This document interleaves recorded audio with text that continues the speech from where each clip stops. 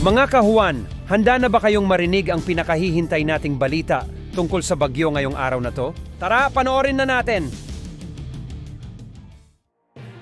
Magandang umaga mula sa Pag-asa Weather Forecasting Center.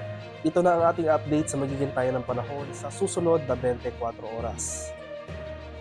Tuloy pang lumakas ang epekto ng northeast monsoon o yung malamig na hanging amihan at ngayong araw naapektuhan na nito ang malaking bahagi ng Luzon. Samantala, easterlies pa rin o yung mainit na hangin galing sa Karakatang Pasipiko ang siya namang umiiral sa buong Visayas at sa Mindanao. For the next 24 hours, makakaranas pa rin tayo ng maulap na kalangitan na may mga kalat-kalat na pag-ulan, pakulog at pagkidlat na dala ng easterly sa malaking bahagi ng Mindanao, particular na dito sa northern at eastern sections ng nabanggit na lugar. Samantala sa eastern section naman ng Luzon, itong northeast monsoon naman ay magdudulot rin ng mga kaulapan at pag-ulan.